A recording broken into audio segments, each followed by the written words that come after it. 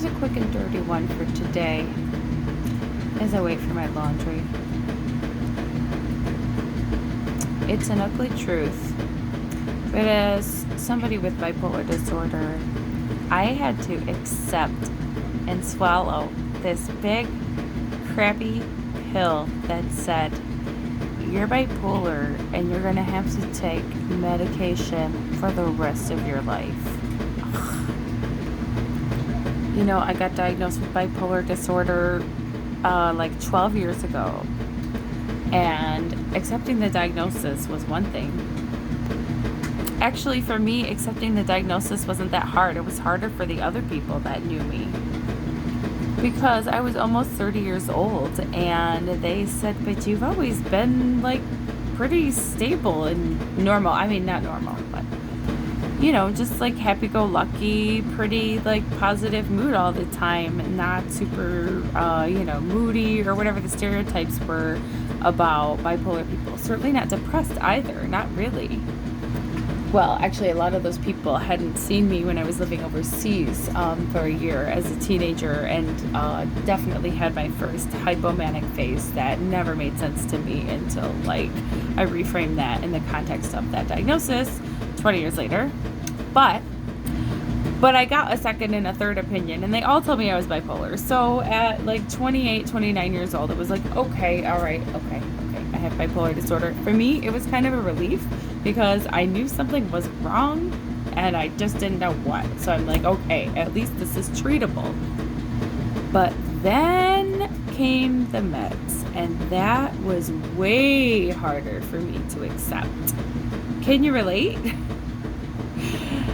I would be willing to bet that I know that there's a lot of bipolar people out there that can relate to that. Not wanting to have to take meds. There's side effects on top of side effects. I mean, I never even had any fat on my body until I started taking the meds. That was one thing. I got over that eventually. But I also felt like I was sedated, and I had a psychiatrist that didn't respect or listen to me. I mean, like, at all, and I tried, but she was just looking at her clock like, this is a med review, and you're trying to tell me what's wrong with you. Do you want some more of this or that? So anyway, it took a while to find the right doctor, but, you know, I did what any self-willing person, self-respecting person would do, trying to get their will back. I mean, I say that with a grain of salt. I stopped taking my meds, because I didn't feel like I was being heard. I was having these horrible side effects.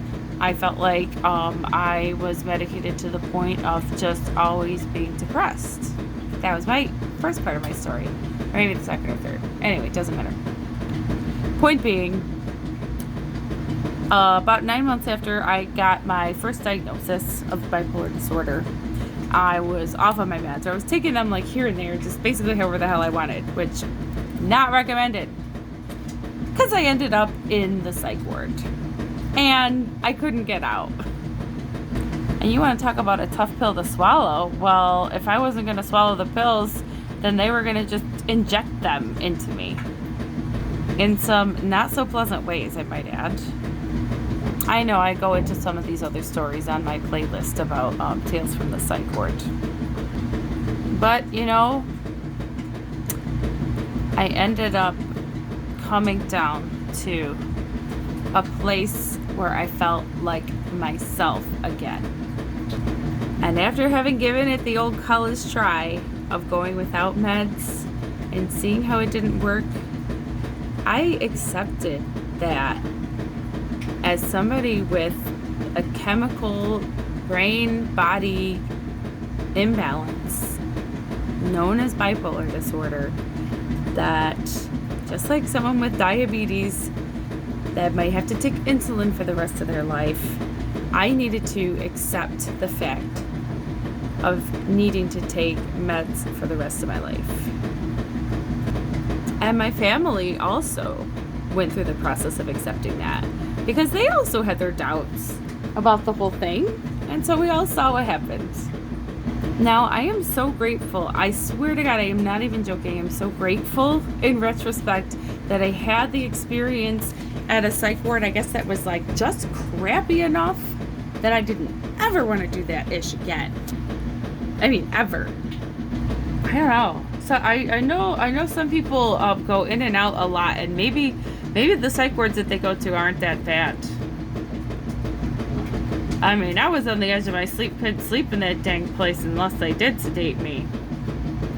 There's been a couple of times since then, that being 10 plus years ago, that I was in the joint. There's been a couple of times that I almost like had to go, because even though I was following all my doctor's orders, like, you know, sometimes the meds have to be adjusted. Things change. They stop working after a while. You know, things happen in life. But like, thankfully, I have really close connection with my care team, and they know my history, and we all agreed that like the best thing for my stability would be to keep me out of the hospital and tweaking my meds with the doctors and having my family and everything like that. Oh, I also did IOP one time, which was really awesome, intensive outpatient.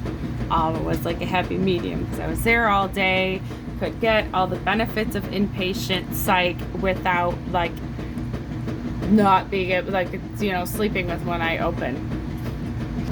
The whole point of that is that I accepted, even if I didn't like the idea. I still don't always like the idea. I'm not going to say that I 100%. I probably like 97.9% accept the fact of needing to take medication for the rest of my life. But that I'm willing to do that. And if there's something that really, really sucks about my meds, or like if I know up front, like, let's just say, for example, like as I am today, my doctor said, oh, I want you to take this one medication that's known to cause metabolic syndrome, and it's extremely potent and blah blah blah. And I'd be like, hang on a second, like why is this, and let's have a conversation.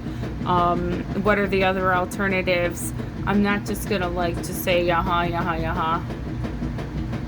I am an informed patient that advocates for myself, and I humbly defer to the medical experts that I have entrusted my care to be the experts. But I'm still the expert on myself, but like knowing that sometimes I might not be aware of symptoms that I'm having. Anyway, point being, if I had not accepted, 1, my diagnosis, 2, having to take meds always, not just when I'm off, but like to maintain it, and then 3, like actually doing that like it was my job, like my life depended on it, because it kind of does. Definitely my sanity and well-being and everything else, ability to like move up that echelon of self-actualization depends on that stuff.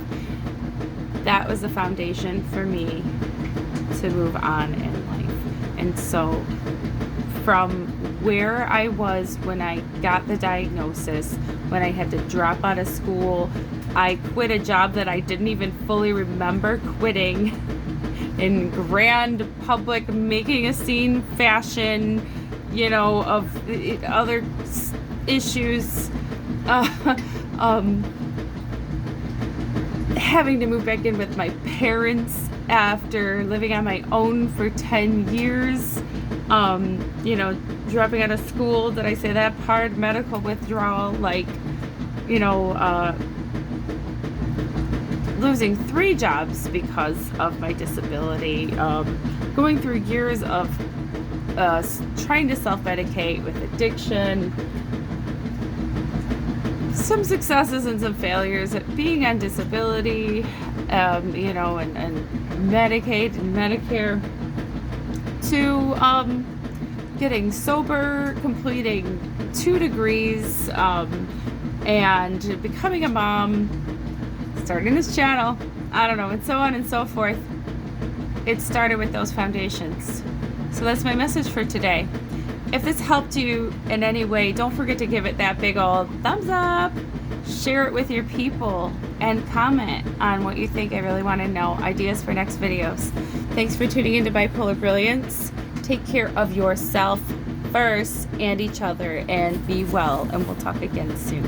Bye.